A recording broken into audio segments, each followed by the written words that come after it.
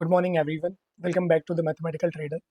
तो last time मैंने आपको जो बताया था एक्सआईयू यूएसडी के बारे में एग्जैक्टली वैसे ही होल्ड हुआ है और जो मेरी पोजीशन ओपन थी वो क्लोज हो चुकी है automatically. I will show you with the profit and loss. साथ ही साथ अब एक्सआईयू यूएसडी किस तरीके से बिहेव करने वाला है, शॉर्ट टर्म में क्या सिनेरियो रहने वाला है, क्या एक्सआईयू रेडी है एक्सप्लोर करने के लिए। दैट पर्सनली आई फील कि एक्सप्लोर करना चाहिए। तो आइए सारी चीज़ें एक एक करके समझते हैं, बट चलने से पहले अगर आप चैनल पर नए हैं और अगर आपको ये वीडियोस पसंद आ रही हैं तो प्लीज़ चैनल को सब्सक्राइब कर दो और लाइक कर दो।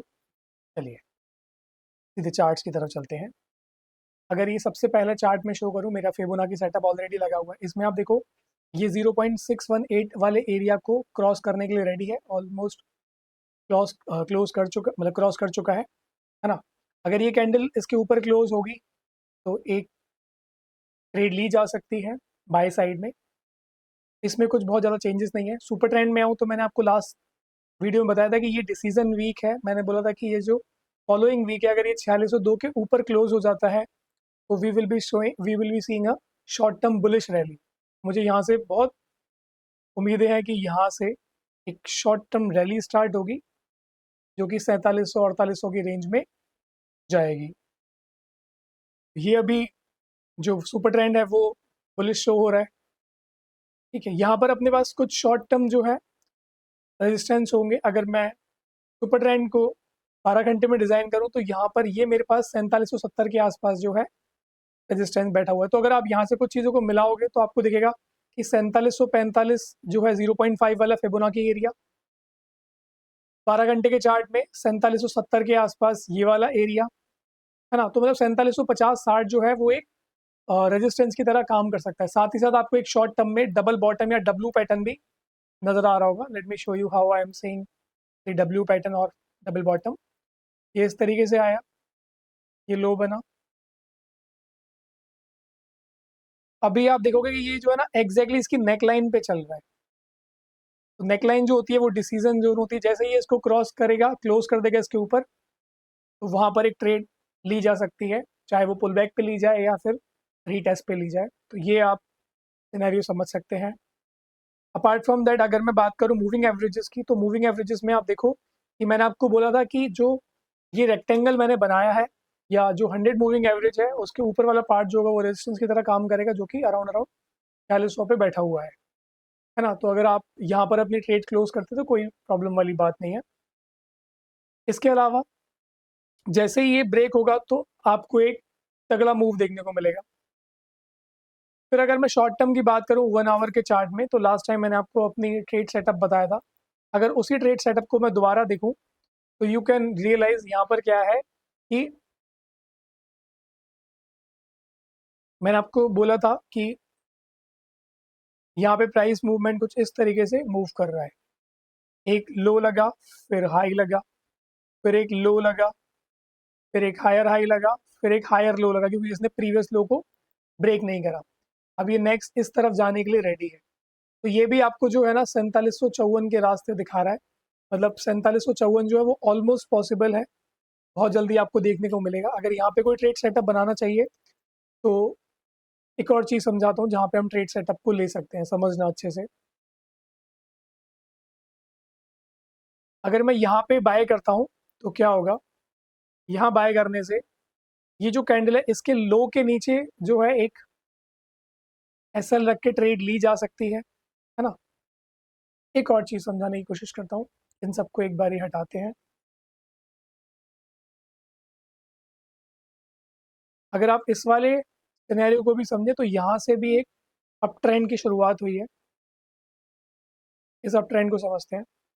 ये लो लगा, ये एक हाई लगा, ये एक हायर लो लगा, उसके बाद ये हाई लगा, फिर एक लोअर हाई लगा, फिर एक हायर हाई लगा, फिर एक लोअर लो लगा है और फिर एक हायर हाई लगा है।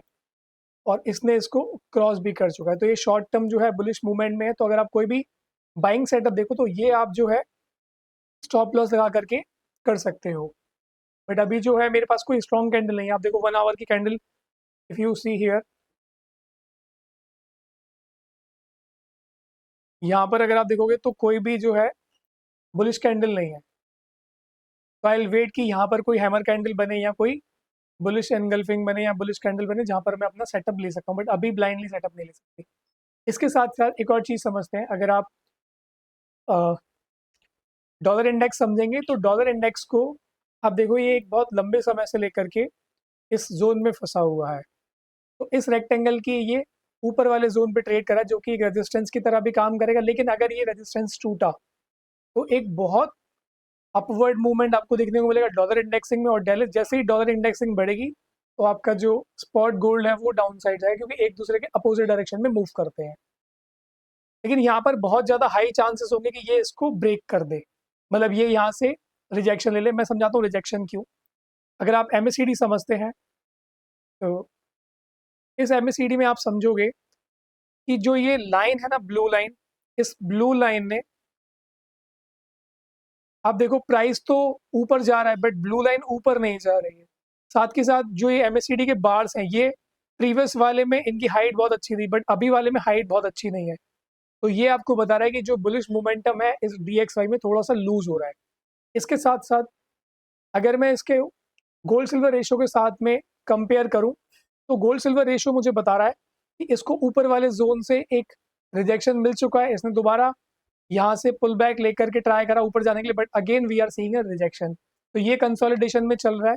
जब तक ये 68 को ब्रेक नहीं करता तब तक गोल्ड जो है बुलिश मूवमेंट में रहेगा, और जैसे ही ये 55 के एरिया के आसपास आएगा हम गोल्ड में सारी अपनी जो बाय पोजीशन है वो सारी की सारी हटा देंगे, है ना। तो यहाँ पर एक सेटअप बन सकता है क्योंकि डॉलर इंडेक्सिंग सजेस्ट कर रहा है, गोल्ड सिल्वर रेशियो सजेस्ट कर रहा है, तो यहाँ पर एक बाइंग पोजीशन बनती है।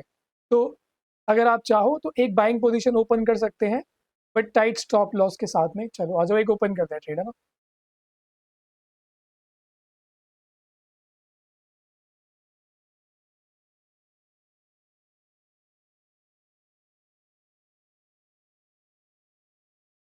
Okay, let's take on market.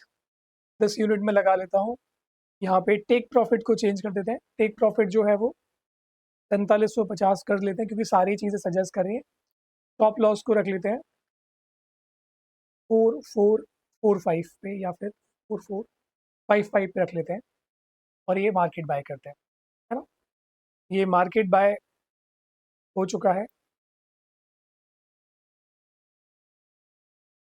ठीक है। तो मेरी ट्रेड सेटअप आपको समझ में आ गया मे बी।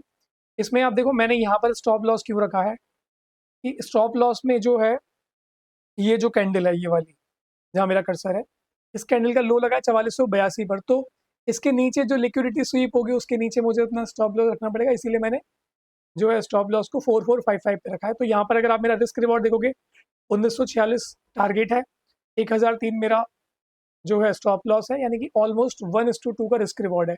अब इस ट्रेड को मैं बिल्कुल भी छेड़ूंगा नहीं। नीचे जाएगा तो स्टॉप लॉस हिट होगा, ऊपर जाएगा तो टेक प्रॉफिट हिट होगा। आई होप आपको मेरा सेटअप समझ में आया होगा।